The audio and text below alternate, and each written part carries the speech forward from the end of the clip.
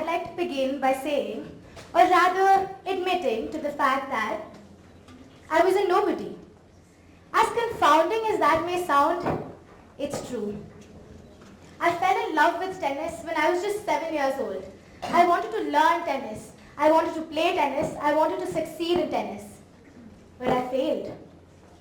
Not once, not twice, but for a whole year after I started playing tournaments. It was probably the hardest phase of my life. My own insecurities engulfed me. My lack of confidence haunted me everywhere I went. And at one point of time, I felt that my existence does not make a difference to anyone. And I almost quit. But over time, I learned the ingredients to the magic recipe we all call success.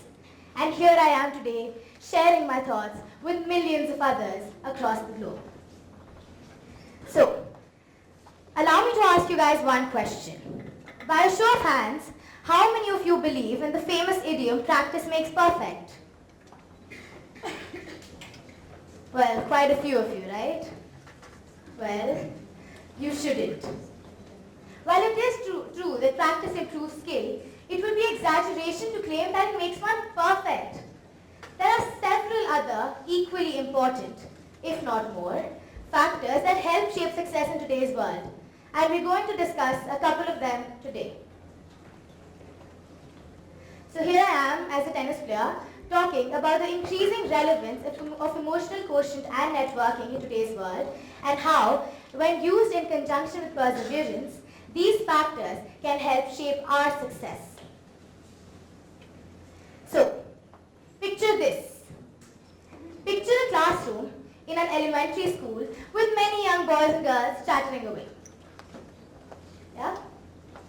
So I'm sure very few of you, if any, also pictured that one shy kid sitting in the corner just looking at everyone else and trying to figure out her own identity. Well, that was who I was in my childhood. Amidst a sea of faces, I was just another underconfident, nervous, and introvert girl. That was way back in 2006. And if someone had told me then that fast forward 10 years and I'd be up on a stage and speaking to so many of you, I would have looked at them as if they've lost their mind. However, I was soon introduced to my elixir, tennis.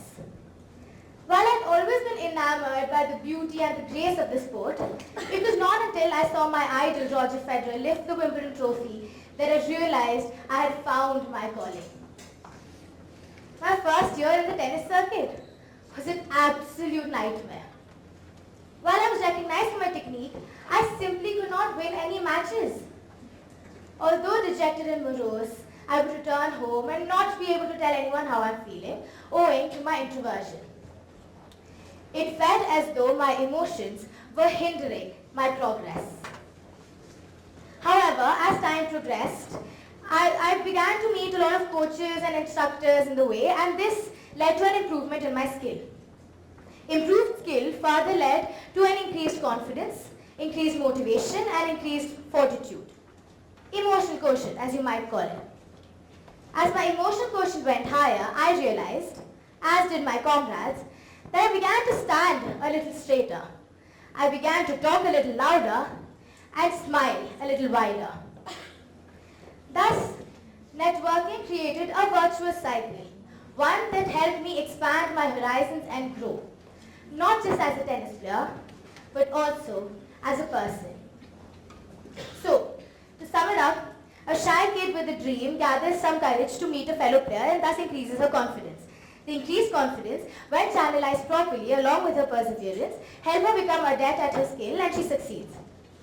Wow, I make a great Bollywood movie. So, here's the magic triangle to success. Perseverance, emotional quotient, and networking. So before I delve further into what IQ and EQ are, allow me to say just one thing. IQ is what will get you the job, but EQ is what will get you those paramount promotions.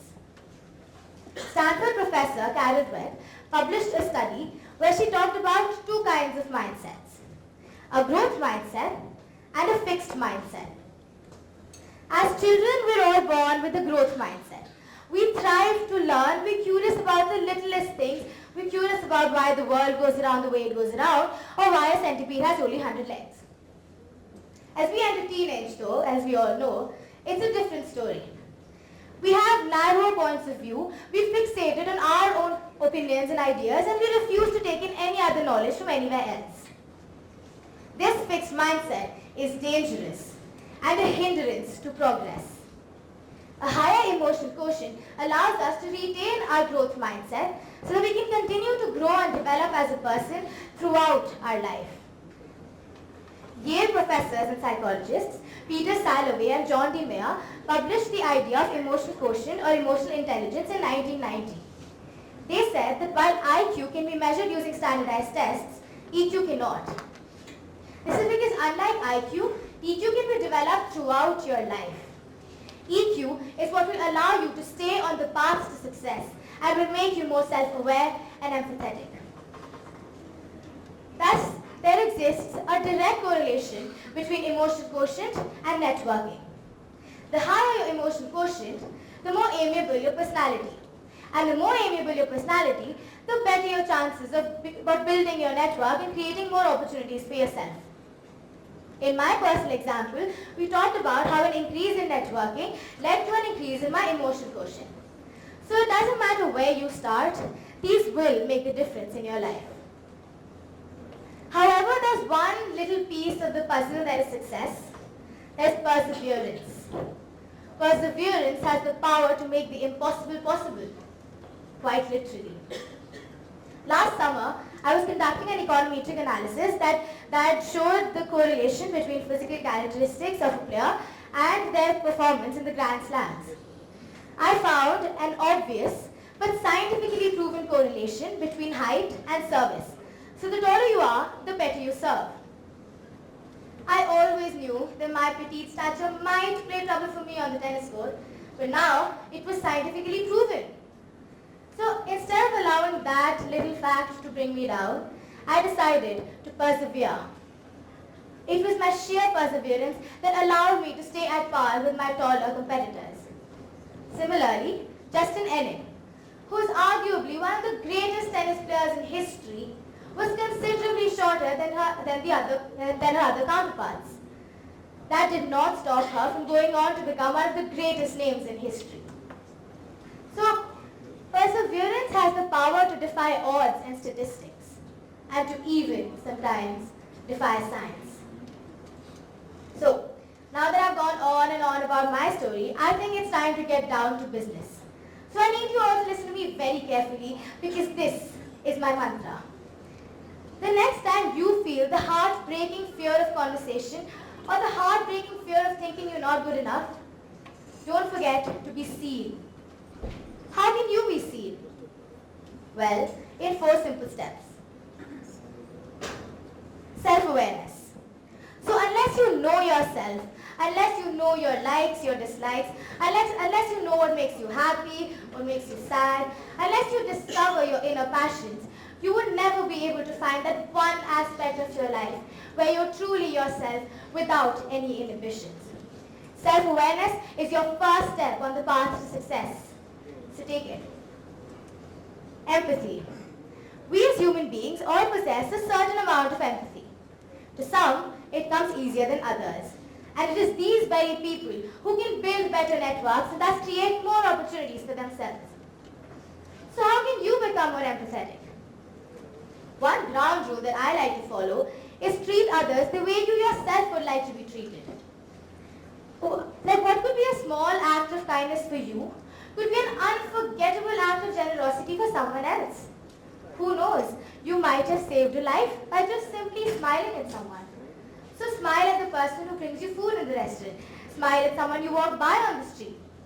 It's not that hard, and it's surely a start. Expression. So we all want to find our best friends, our soulmates, the people we know we can be ourselves with, we can laugh our hearts out with, share our sorrows with, or just be complete idiots with. But unless you express yourself, unless you show them your vulnerable side, you would never be able to find your best friends. Yes, you may get hurt, as did I. But you may also find that one person who would stand by you no matter what. Networking. We talked about this before, and believe me, this is very effective. So use this very event to your benefit. Get out, walk around, in the break of course, and get connected. I urge you all to try these 4 steps and you will see a change for yourself.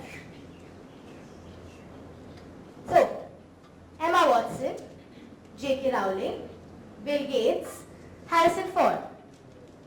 We've all heard about them, haven't we? They've reached the pinnacle in their respective fields. You know what's common between them? What binds them together? They're all of them, introverts. Yes, you heard me right. These are people who would rather sit in the corner of the room and revel in quiet solitude.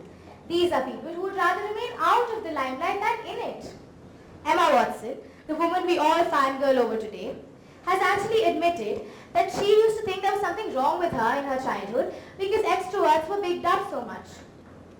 So if these people can brush aside their fear of conversation and push through to become stars, quite literally, why not we to resolve to emerge from our shells, to take up an activity that requires us to meet new people and make new connections, to remove the drudgery of a mundane life with the same few faces. It's time to step out of your comfort zones. It's time to break free from the psychological shackles that you yourself have created.